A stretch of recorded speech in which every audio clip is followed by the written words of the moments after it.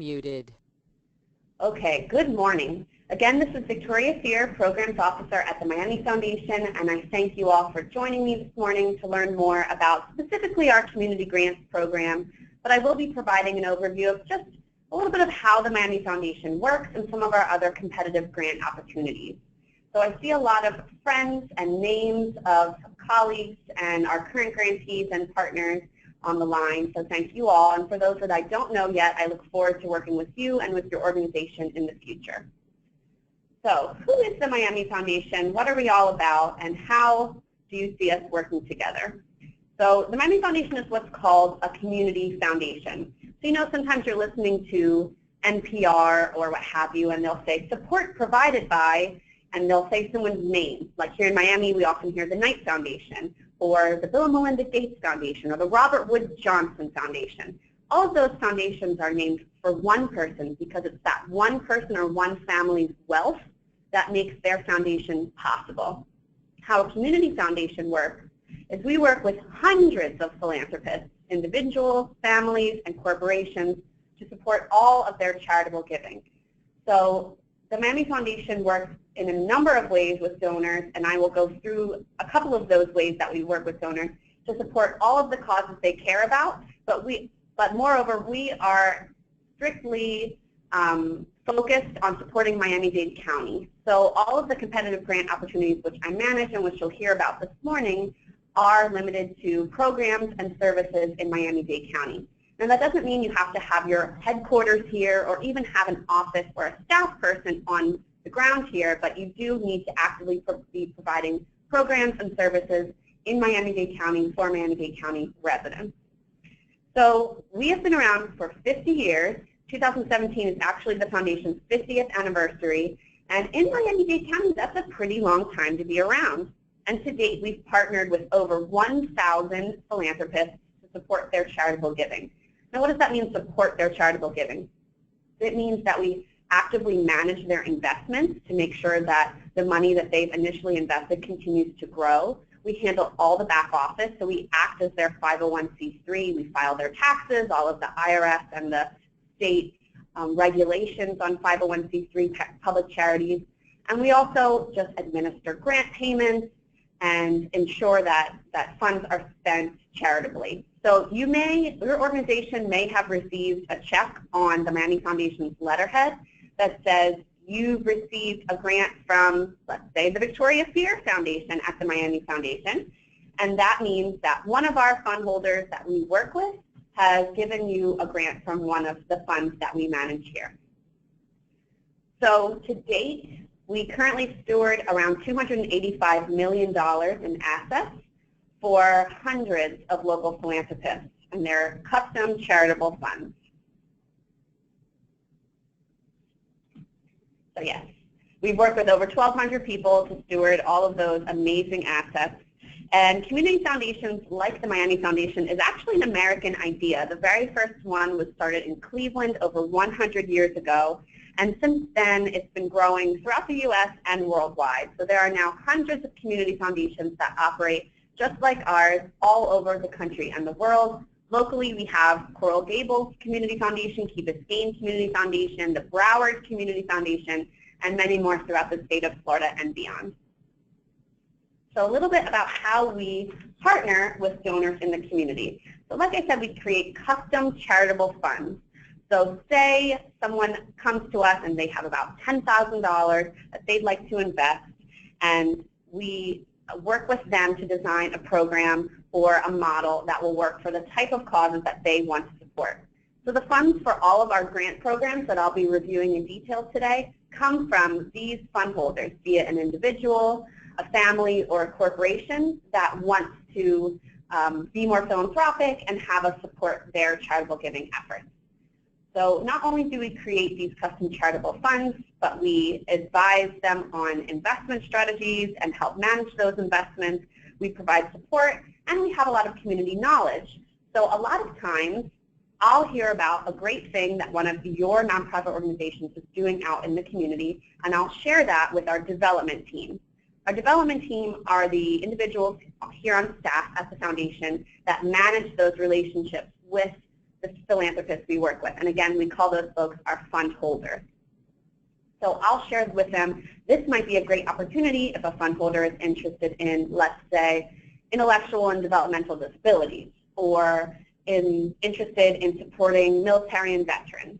And we think that this might be a great fit. So I'll often make those introductions. So if you have a specific program or something that you're working on that you're looking for support, that's always an opportunity to share with us and see if perhaps there might be a fit with one of our fund holders. A lot of them are living donors, and they have what's called a donor-advised fund. This means the donor who has set up that fund really holds the purse strings and has the authority to define how their funds are spent, what causes they support, and what nonprofits they make grants to. Other times, we work with fund holders as they're planning their legacy. They're making an estate gift. And I'll go a little bit more into detail about how that piece works with the Community Grants Program. So you might be wondering, who is this gentleman in this picture here? So his name is Jose Antonio Ortega, and he actually founded the Goya Sazon company, which is all the spices that we get to flavor our food. And he had a foundation, a scholarship foundation. And a few years ago, his family decided to partner with the Miami Foundation to help manage that scholarship program. So not only do we make grants to nonprofits, but we also offer a number of scholarship opportunities for local Miami-Dade high school students. So that's been a great partnership with the Ortega family as they move forward with that scholarship program. You can read all about our scholarships on our website as well. So now I'm sure what you are most interested in to know is, how do you work with nonprofits? So if you are looking to open a endowment or a reserve fund, and that means a long-term investment for the long-term operating of your organization, that is a type of fund that we manage here. So if you're looking for a partner to help manage or support your endowment, we have that option here. Like I previously mentioned, we are always educating our donors about opportunities to give out in the community, about new programs and organizations that they might not be familiar with, and ways that they can be more active in their giving. So that's the donor education piece. The picture you see on this screen is a hard hat tour of PAM, the Perez Art Museum, before it was officially open to the public. So we took a group of our fund holders out to see the new home of Miami's Art Museum. So we have opportunities like that where we take fund holders out to see what you're doing. So if you have a special event or a site visit or a tour opportunity that you think might be of interest to us and to our fund holders, please, I always welcome you to share that opportunity with me. You may be familiar with the Our Miami report. It's something that we highlight in the Community Grants Guidelines, and that I'll be going more into detail to later in the presentation. But that's part of our civic leadership agenda. So the Our Miami report is basically, how is Miami doing in our quality of life? And there's 8 different issue areas that we look at. And a couple of years ago when we put out the report, we looked and said, okay, what areas are we currently addressing through our current grant-making strategy, and where are there opportunities for us to be more active? And so at that time, we identified transportation, public spaces, and sea level rise as the places where we could be more civically, to take leadership in those fields. So that's my colleague Stuart Kennedy, if any of you have met him. He leads that civic leadership agenda, and therefore that's more policy, advocacy, not really as much grant making. Grant programs, that's of course what we're all on the phone to learn about today, and I'll be going over each of those in detail. And Give Miami Day. If you are not familiar with Give Miami Day, it is our 24-hour online giving event held the Thursday before Thanksgiving annually. This past year, congratulations to all of those that participated. We're so proud of the amazing accomplishment that this community achieved together. We had 668 nonprofits participate in Give Miami Day 2016. The community raised over $9 million, $9.1 million in just 24 hours. So thank you and congratulations to everyone on the phone that was a part of that massive community-wide effort. Community grants. That's going to be the bulk of today's presentation. At the end, I am going to briefly review our other competitive grant opportunities, but as this is what we are currently accepting pre-proposals for, I want to spend the bulk of our time discussing community grants. And again, for any of those that join the webinar later on, please do mute your line by pressing *6. And if you have questions, you can enter them either into the questions box or the chat box, and I will be answering those questions later on in the presentation. So here's an overview of what we're going to be talking about today. How does the Miami Foundation have funding available for community grants? How do we decide what types of projects we're going to support? What does the Our Miami report have to do with anything? And how do you decide who is going to get a grant ultimately? What is your selection process? So I'm going to discuss our fund priorities, our focus areas, the application process, the selection process, and also give you some tips into, at least for us at the Miami Foundation, what constitutes a strong proposal. All right, fund priorities.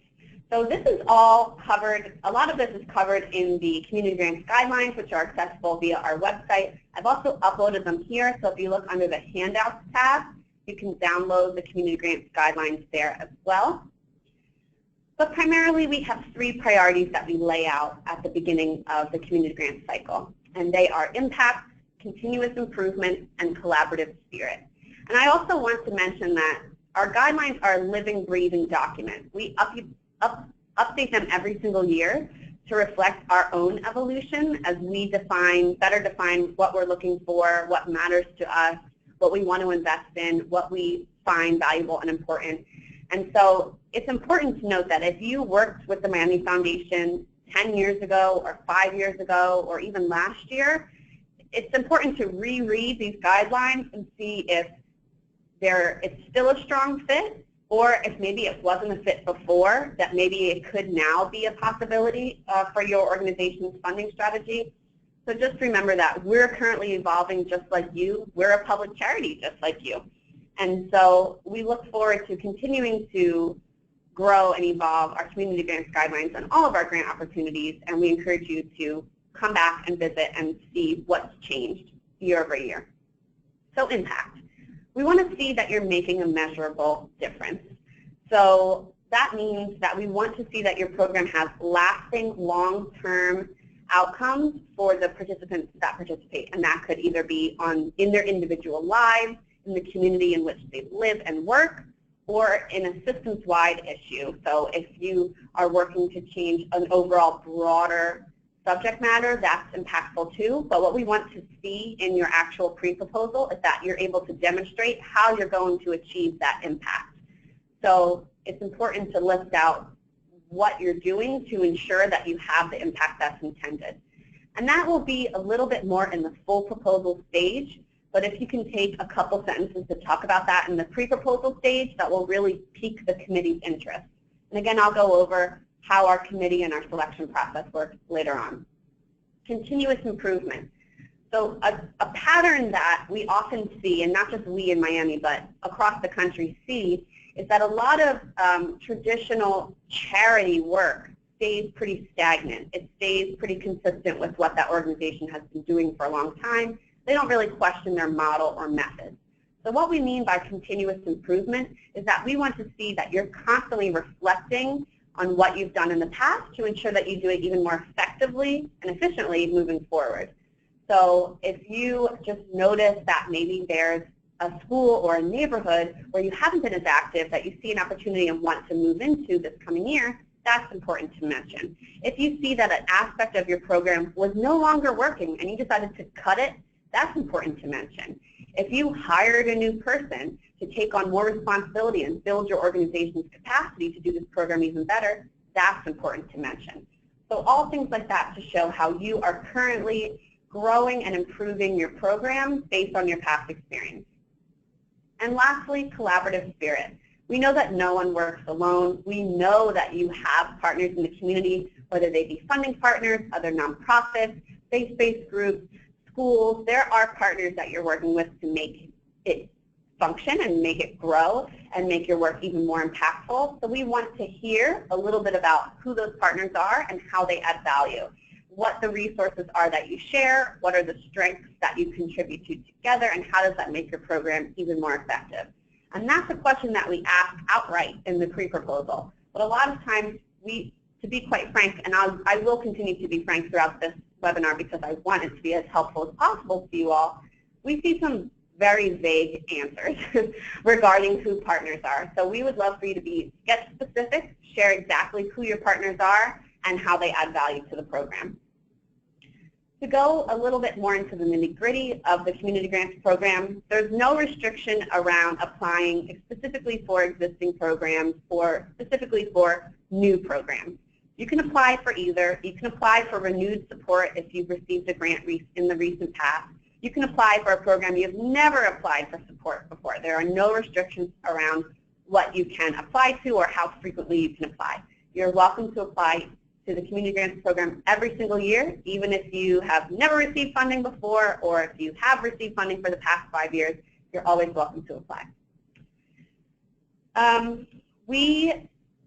I'm looking at my notes, I apologize. We do give preference to organizations that can describe their commitment to these priorities, impact, continuous improvement, and collaborative spirit. So if you aren't able to clearly define how these things play out in your proposed program, it's not going to read as strongly to the committee who's reviewing them. So, yes, I think I've covered it. Next slide.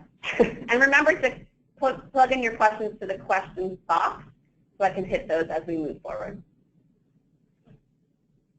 So these are our focus areas. Again, this is listed in the Community Grants Guidelines.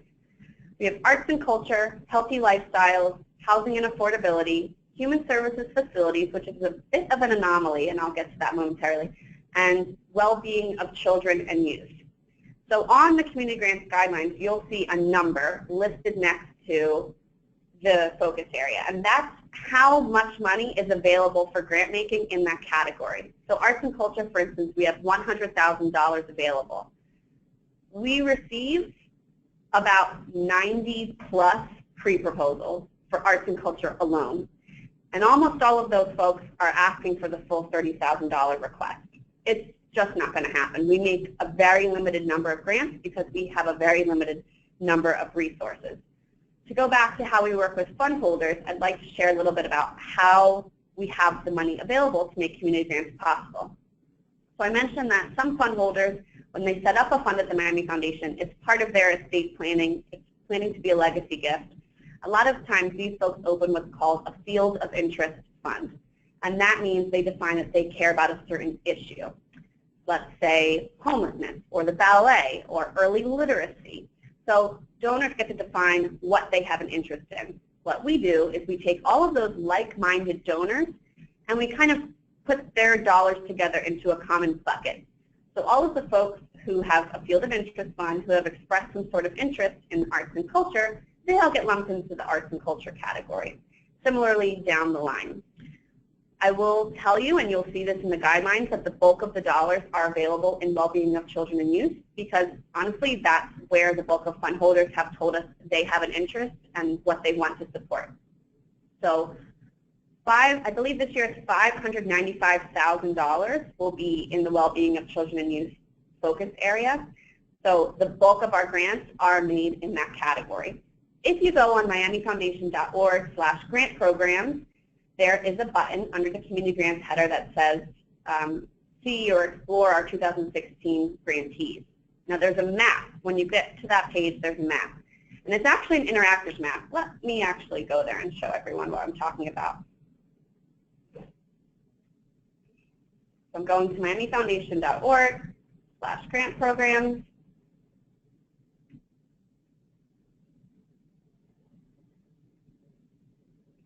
And this talks about everything we're going to review today, meet the 2016 grantees. So these are folks that have a current contract with us. And this map is actually a lot cooler than it looks at first glance. So you can refine by focus area. You could click arts and culture, for instance, and the map will only show you our arts and culture grants if my computer catches up with me. There we go. So it will only show you the arts and culture grants, and then you can click a pin. You can see who the recipient was, how much the grant was, and a description of the project. So you can focus by focus area, and you can layer these filters if you want. I want to see both the arts and culture and housing and affordability. Then you can remove these filters. You can also search by grant amount. You say, okay, I'm trying to get a big grant award. Let me see who got a $25,000 or $30,000 grant. And you can see that's a pretty small universe compared to the overall number of grantees. Then again, you can click the pin, see who the grantee is, how much the grant was for, and a description of the project. Another thing you can do is you can search and see if someone received a grant. So maybe I'm curious if Miami Music Project, did they get a grant last year? Why, yes, they did. So you can search for organizations as well. So this can be a really helpful tool if you want to see the types of projects or the organizations that we're currently funding, and you'll see they cover the whole Miami-Dade County.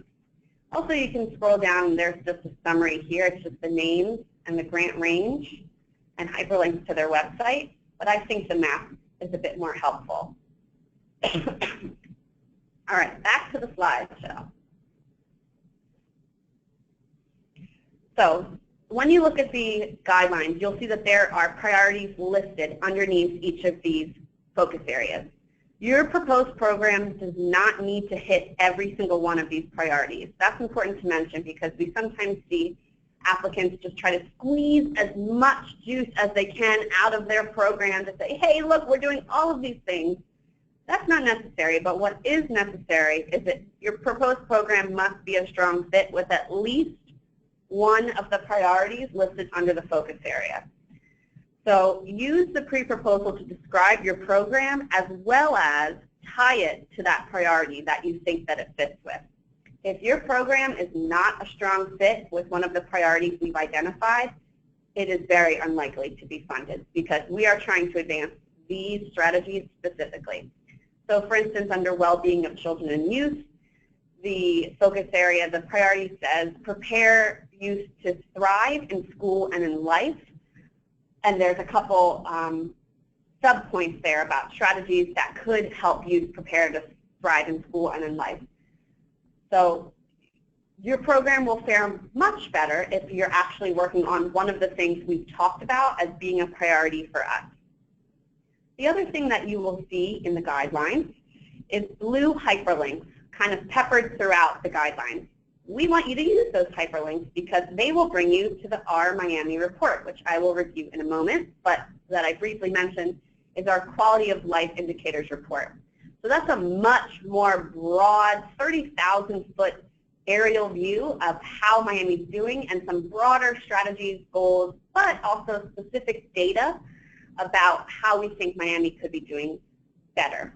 So that is a resource for you as you craft your pre-proposal to see the types of things that we at the Miami Foundation have identified as goals underneath those categories.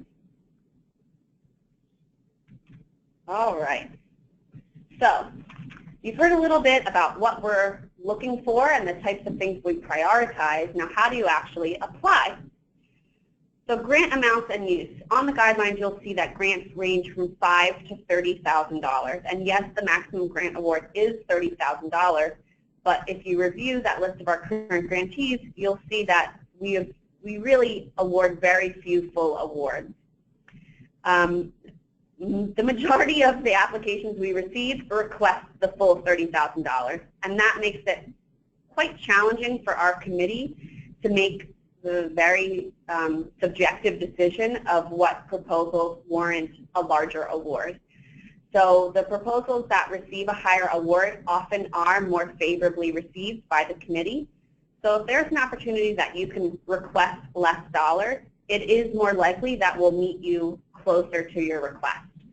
So I always encourage folks, if you can make a smaller request, we'll be more likely to fund you at 100% of your request than if you request the full 30. I think I said request about 10 times just now. So the average grant award is about $15,000. We do make smaller and larger awards, but the average is about $15,000, just for your information. So keep in mind what your request amount looks like as you develop your pre-proposal and also as you think through your program budget. It is very unlikely that the Miami Foundation is going to fund a program where our grant request is 100% of your program budget. We need to see that you have some other skin in the game, that you have some other funding in the pipeline or secured, or other funds that your organization is contributing to make this program happen. It doesn't seem very sustainable to a grant committee when you don't have any other money besides what this request is. That means if you don't get the full funding, then you're not going to be able to do this program, and we don't want to see that happen. So there are no strict percentages around how much you can ask for, but what I've told folks in the past, again, this is just a suggestion, not a hard rule, but our committee does show favor to programs where this grant is about 30 to 40% maximum of their full program budget. So that's something to think about, because you'll see on the pre-proposal we ask not only for how much your grant request is, but also for your entire program budget. And if you are invited to the full proposal stage, we will request a fleshed out budget form. So those numbers should be consistent across the board. If you're invited to the full proposal phase, your budget should approximately match what you predicted in your pre-proposal application. And again, it's not going to fare well for you if this grant request is 100% of the budget. So now I want to show you how to use the Our Miami report to aid you as you develop your proposal. So here we are, it's just ourmiami.org. The report lives online. We don't have any hard copies available. We are developing a PDF version if you want to download it and save it on your computer, but primarily it lives online. So if you scroll down, you'll see that there are 8 different issue areas: arts and culture, civic engagement, et cetera, et cetera. So I'm going to show you housing and affordability, as that is one of the priorities in the community grants program. And this is just going to be helpful as you see our overall strategies for improving housing and affordability throughout Miami-Dade, where we see there are opportunities and some data points around it. So this could be helpful if you're looking for data to beef up your pre-proposal. You could say, okay, the Miami's median household income for a family of 4 is $43,000 compared to other cities similar to Miami. You can also switch to other data, and a lot of this data moves around and is interactive. Look at this one, the second housing and affordability goal. Look at all this data. You can click through all of this and compare Miami to other cities, home ownership rate, and this one has different years, so you can see the numbers move. So again, there are hyperlinks in the pre-proposal where it'll bring you to specific data or specific goals that might be useful for you if that's the category you're applying under, but we encourage you to kind of poke around this whole thing because all of these aspects work together to build a more stable Miami-Dade County. So that's the Our Miami report. So you can poke around through here. Under our study, you can see an overview. That's actually, let me show you that. That's pretty helpful. The overview kind of talks about the overall trends that we've seen. You can download an overview. That's just a couple page summary. And there's summaries for each category as you scroll down. So there's a lot of data and information on here. So if you're looking for statistics or figures, this is a helpful place to go and just to get a little bit more background. All right, Spectrum. So Spectrum is our online applications portal. So if you ever apply for a grant at the Miami Foundation, this is where you're going to go. And I actually would like to clear up a little confusion. So if you participate in Give Miami Day, you might be familiar with Kimbia, which is a completely separate platform, and that is only for Give Miami Day and for Nonprofit Central, our database. This site, Spectrum, is where you go to actually apply for programs. So you can access them both from the grant programs page here, miamifoundation.org/grant programs, or you can go up and click Login. And there's a couple options, and you would go here, Apply for a Program. If you're looking to get to Kimbia for Give Miami Day or Nonprofit Central, you would click here. But if you're trying to apply for a program, you would click there. If you're a new user, you'd click Register. It's a pretty simple form. Organization applicant is what you want to select to show that you represent an organization. And then it's this second section is just to see, does your organization already have a record in our system? So let me just see. Oh, are these any of my organization? No, none of these are who I'm applying for. So I'm going to create a new organization. And if you are a new organization, you can type your information in here. Or if you find an organization that's yours, yes, this is us. And then you can apply there. There is a delay when you register on this platform. We have to manually approve each new user. So that usually takes between 24 and 48 hours. It's not daunting. It's not a formal process. It's just a technicality on how the software works. So if you get a message that says you need to be approved, just shoot a quick email to info@miamifoundation.org, and we'll take care of it right away and send you an email to confirm. So once you are a registered user on Spectrum, the online applications portal, you can come to this screen to log in.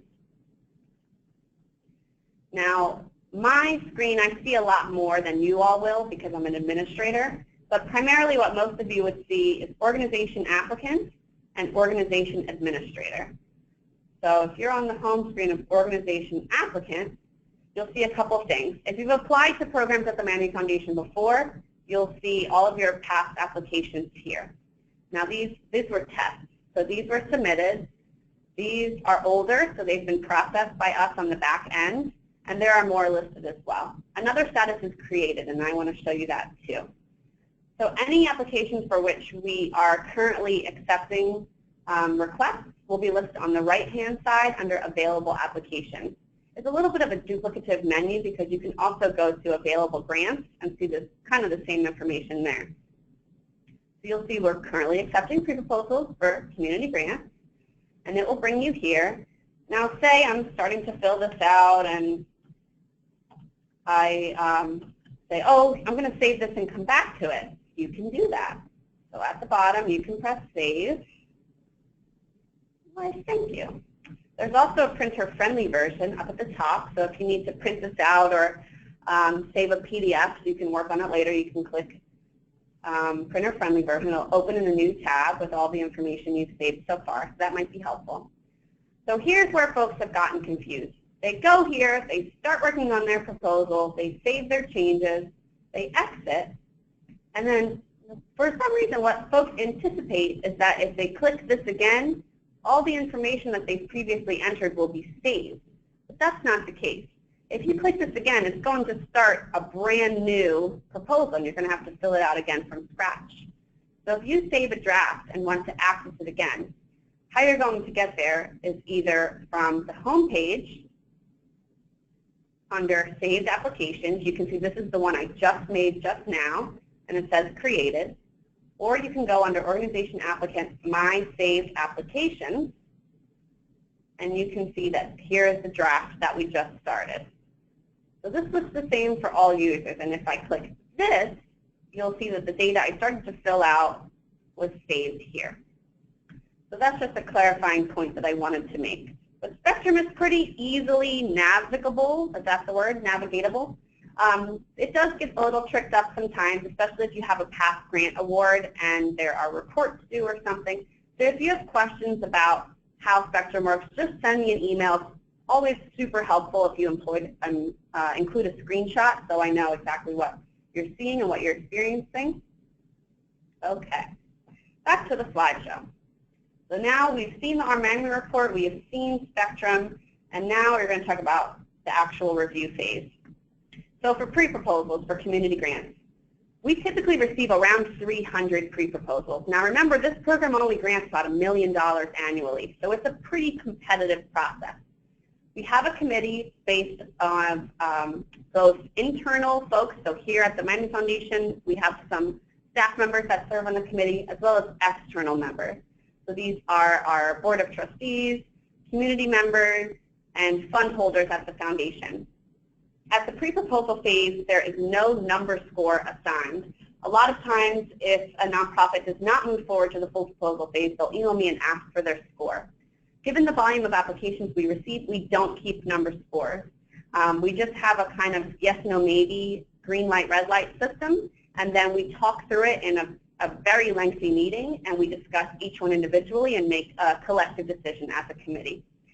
So I can offer either written or verbal feedback on a phone call, or I can share the committee's comments with you after the process, but again, we don't have numbers for it.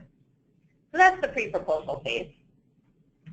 After we have reviewed the pre-proposals, we select a limited number of applicants to move forward to the full proposal phase. So remember, I said about 300 folks apply, and we usually invite about 120 to submit full proposals, so less than half.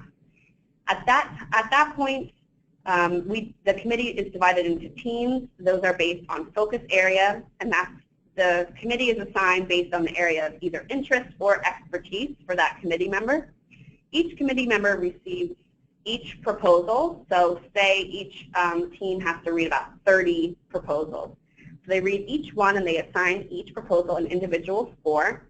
And then the scores are averaged per team. So then there's one composite score based on all of the committee members' individual scores. So we do have a score available for you at the full proposal stage, but the score that you receive is not the sole determining factor. That kind of helps guide and shape our conversation as a committee, but there's a lot of other elements. So we're looking for how strongly is the written proposal, what other funding sources have you secured, the alignment with our priorities, the capacity of your organization to effectively implement this program. And the other thing that I really want to mention is that your program does not necessarily stand alone on its own two legs. Given our extremely limited resources for this program and the very high demand, there's an element of we have to compare your organization and organization's proposal to the other applications we've received in the pool. So we have to identify which ones are the most strategic and wisest and impactful investments to make. So a lot of folks say, well, my proposal was a really great idea, and it may have been, but a strong grant proposal is more than a great idea. It's an investment in the overall quality of life for Miami-Dade County. So we want to pick those proposals that most clearly speak to that goal. So a lot of times the year is maybe just not your year, but every year the pool of applicants looks different. So I encourage you to continue to apply, seek feedback, and improve your process. And maybe the year after it will be an even stronger fit than the year before. So ultimately, we award about 60, 65, up to 70 grants annually. The average is around 65. So that's really how the selection process goes. We meet in a closed meeting, and then the awards are announced at the end of May, early June. It's an annual grant contract. But I'm sure what most people are curious of is really what makes a strong proposal. What makes it powerful and stand out from the rest. So what we're looking for is that your proposal demonstrates scale. So that could either mean a large number of participants or a very deep investment in the participants that join the program. So either way, if say you have 20 people, only 20 people participating in your program, but they come every day, all year round, that's a really deep investment that your organization is making in those individuals. We want you to demonstrate that level of scale. Maybe folks only come once a week or once a month, but you get 500 people out. That's a demonstration of scale. So we want to see either or both and, a large number of participants or a deep investment in the participants that do join. The other thing that we want you to demonstrate in your proposal is results. What is the impact going to be? What is the lasting outcome going to be? We want to see that you have an end goal and that you have a strategy to get yourself there. Now, I always say these are my 3 C's. I added a bonus C because I think it's actually pretty important, but the 3 C's of grant writing to me are clear, concise, compelling. So what does that mean? Get to the point, first of all. That's an important thing. We have very strict character limits, and I know that that's been a little bit of a burden to applicants in the past because, quite frankly, it's easier to write long. It's easier to say everything that you want to say and not have to be worried about character counts. But what makes a proposal really stand out is that they can clearly and concisely demonstrate what they're going to do and how they're going to do it and what the impact is going to be without having to use a lot of words. So we really encourage you to drill down on what's most important for us to know and what answers the question most directly, and be concise. Remove vernacular. So any specialty language about what you do, our committee may or may not be familiar with the ins and outs of your world. So any vernacular is just going to make the proposal seem more confusing. So keep it simple, stupid. That's the acronym, right? KISS.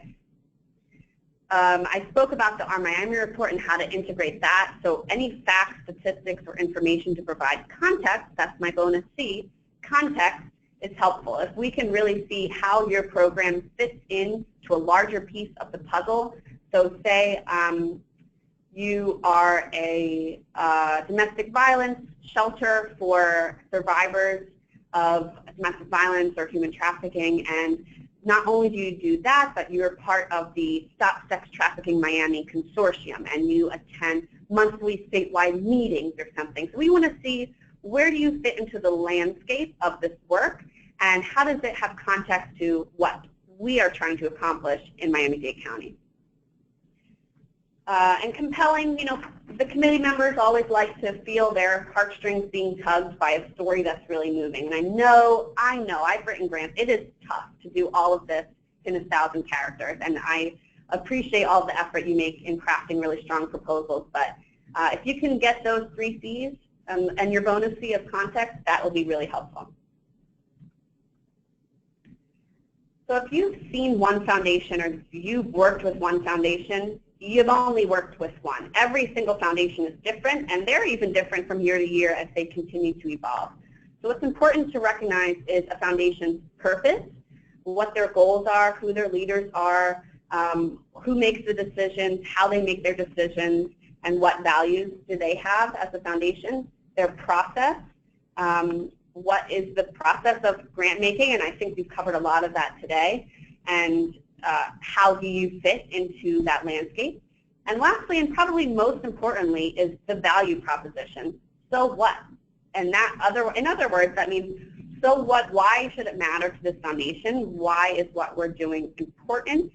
It's personal. It's important to talk about how well you do what you do to fulfill your mission, but it's also important to connect the dots to how your work will help the foundation achieve their mission. So that's an important tie that you have to make in the proposal. So without that connection, even the best written proposals will likely come up short, because there's just not a strong fit between what you're trying to accomplish and what the foundation is trying to accomplish. And that's not just for us, the Miami Foundation, but broadly. That's an important note when you're crafting grant proposals to foundations. Oops, yes. So I'm going to stop here and answer some questions.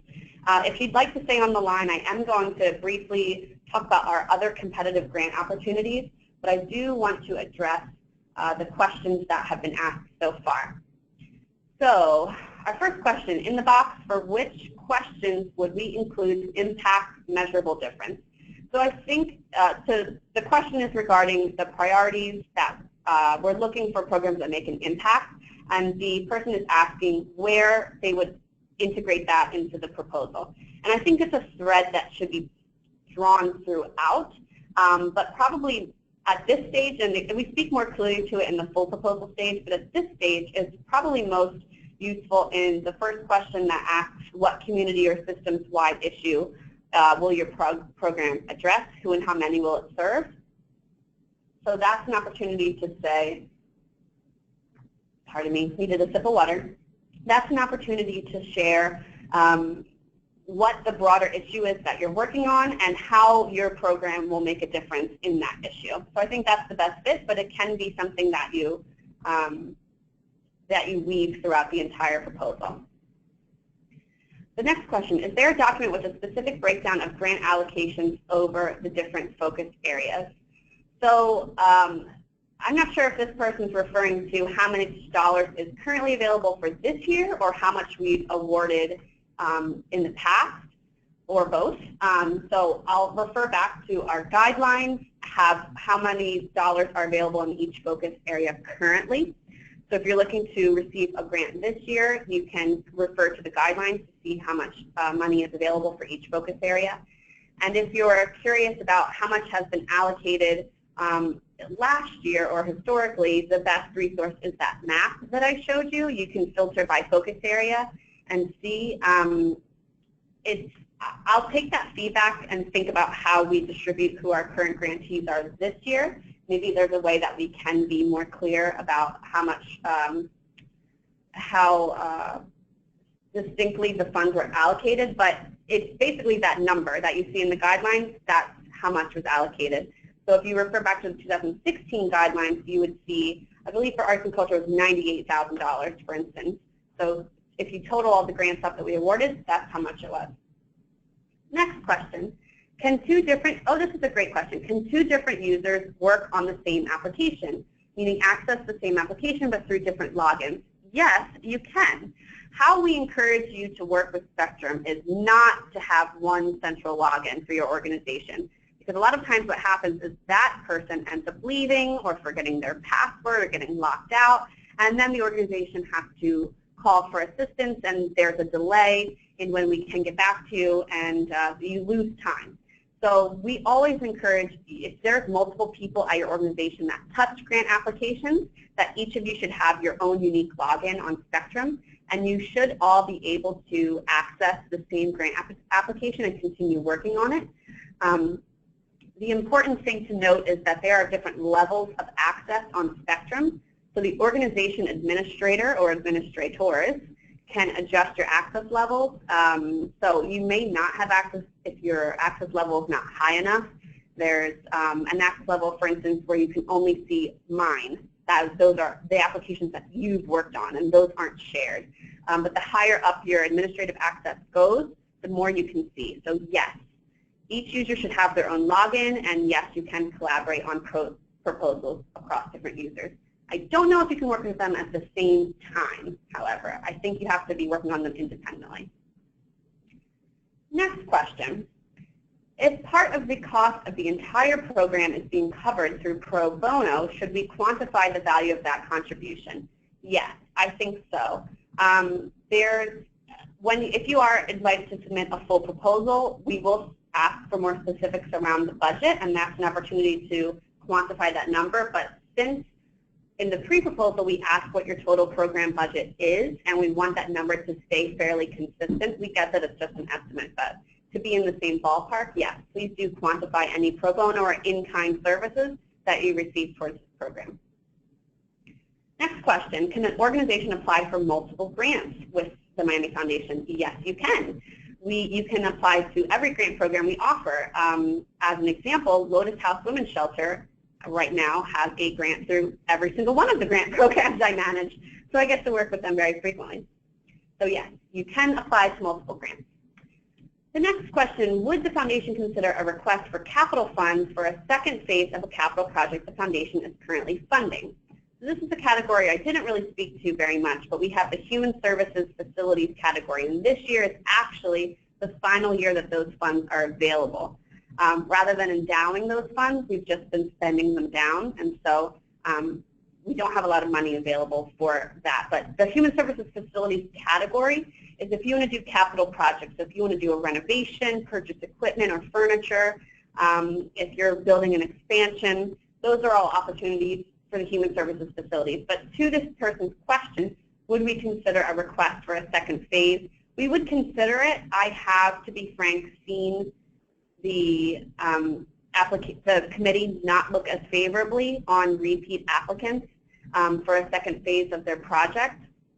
I'm thinking of one organization in particular, but they'll stay nameless, that received support through Human Services Facilities in 1 year. The next year they applied again for a second phase, and the committee says, you know, we already invested in them last year. Let's find someone else where the need is more urgent.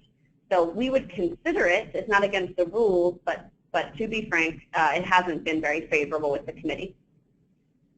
Next question is, thank you all for your thoughtful questions. I appreciate it, and for your time this morning. I know we're starting to run out of time, so I'll zip through these. Are grants ever allocated to staff salaries? Yes, of course.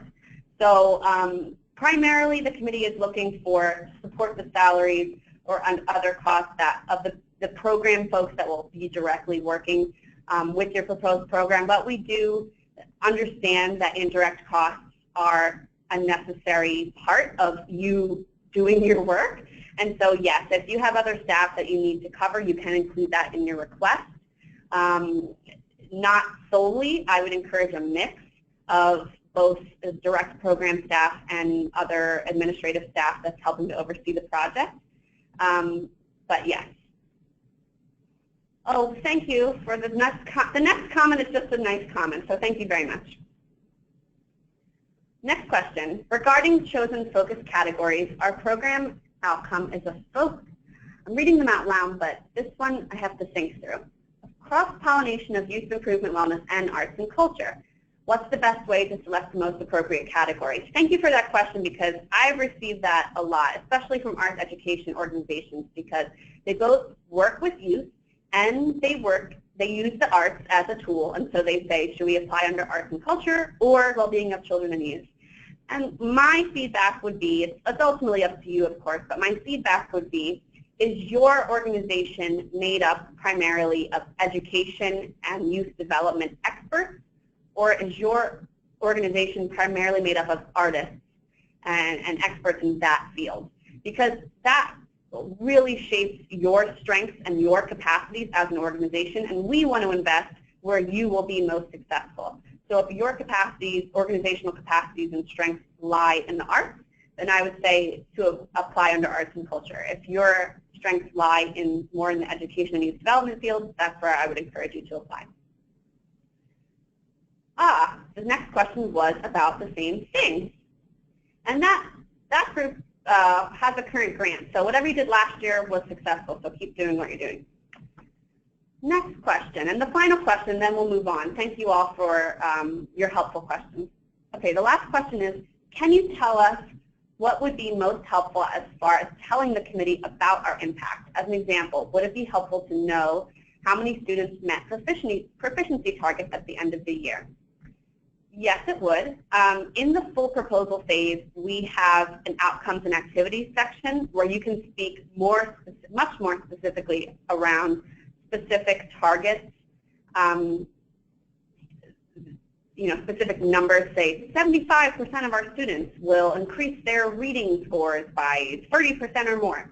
So those types of specific facts and figures can be saved for the outcomes and activities section of the full proposal. But what would a sentence or two about that data would be really helpful. And again, it really is more of a full proposal question, so I do hope that you get to that stage to be able to provide that data. But a sentence or two about your outcomes over the past couple years would just a brief overview of, we have helped 50 students. I'm saying students because so many of the programs that we support are youth programs. 50 students advance their SAT scores by 50 points. So just a sentence or two that briefly captures your broadest and best success, I think would go a long way. And the last question, then I'm going to move on. If you have other questions, you can email me later. The last question is, can we get copies of successful grant applications? That would be up to the grant recipient if they're willing to share that information. So if you see a program on the list of our current grantees that you're specifically interested in reading more about, you can email me with that request, and I'll confer with the grantee and see if they're willing to share. But I'm not going to just broadly share that information widely. Thank you again for your questions. And if you have to hop off, that's perfectly fine. I'm just going to share a little bit about our other competitive grant opportunities. Just might go a couple minutes past 11 o'clock, so thank you all for your patience. So I'm doing these in chronological order of how the grant year looks across the board. So the next one to come up is our Denise Moon Memorial Fund. This is a program that I also manage.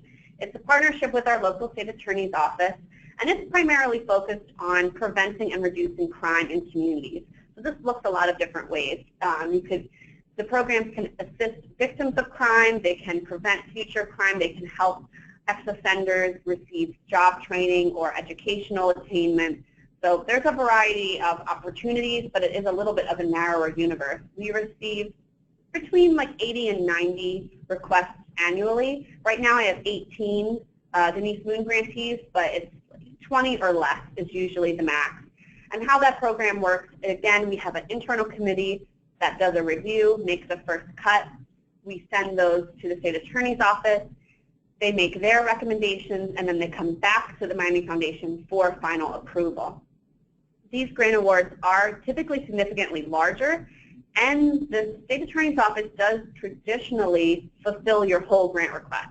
So as opposed to community grants, where I suggest you ask for less, Denise Moon, I suggest you ask for the whole hog, because usually the state attorney's office is willing to do that. So the grants are up to $50,000. We have grants currently ranging from $10,000 to $50,000. That is a little bit more stringent oversight. We have quarterly reports for Denise Moon grantees versus just an interim and a final report for Denise Moon. So to highlight who one of our grantees are, this is Ladies Empowerment Action Program, also known as LEAP. And what LEAP does is they work with currently incarcerated women to help them get ready for life on the other side and that reentry program. So their current grant is $25,000 to reduce recidivism among incarcerated women.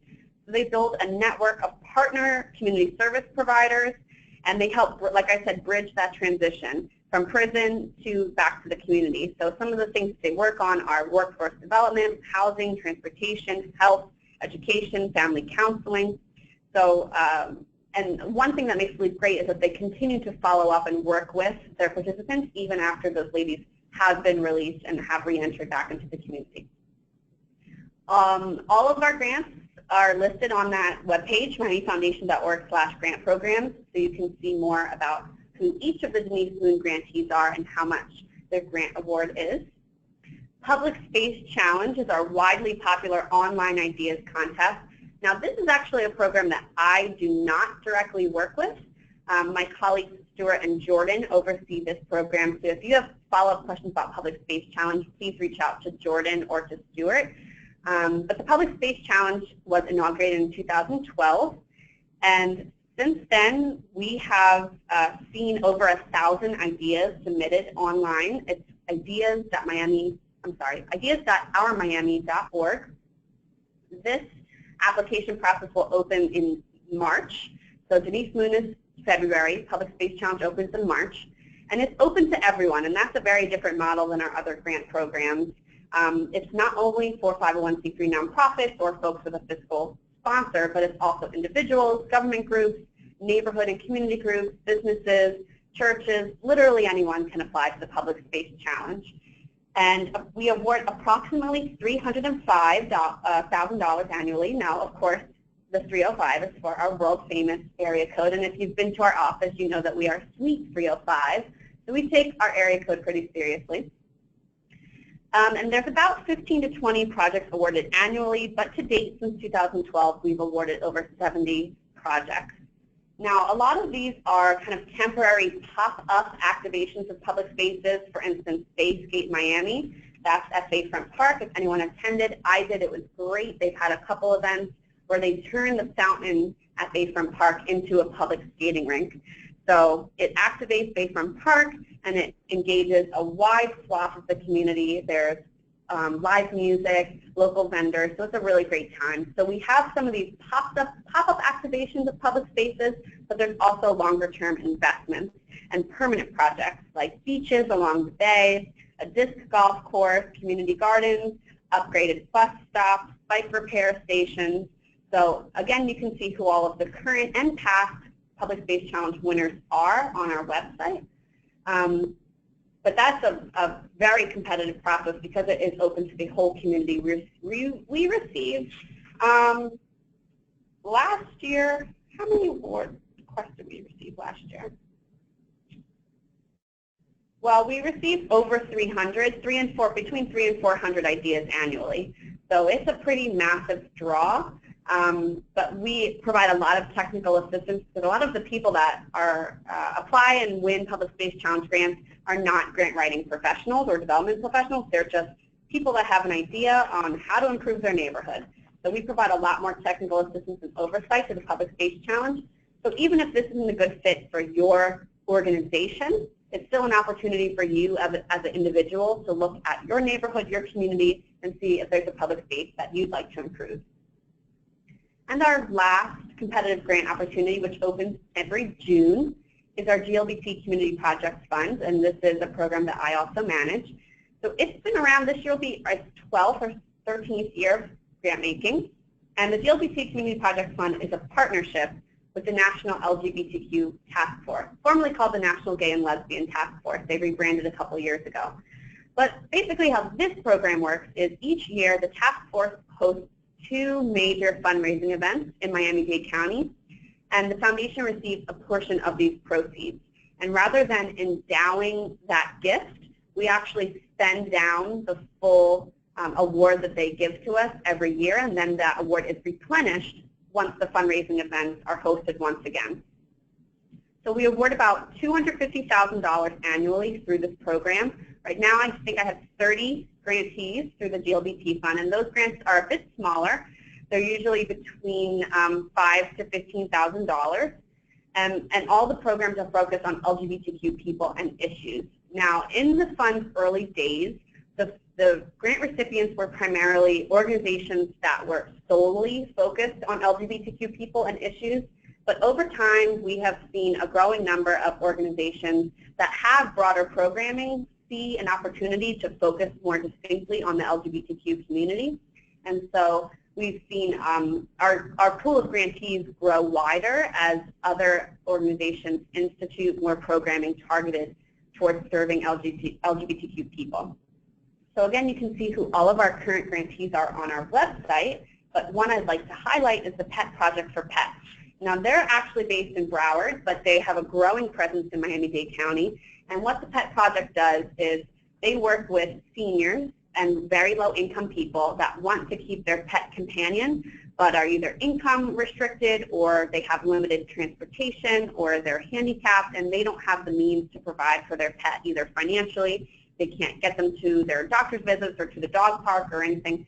So what Pet Project does is subsidize those costs for those pet owners so that they can keep really their companion in their home. Because a lot of times it's seniors who might live alone and might not have much other company.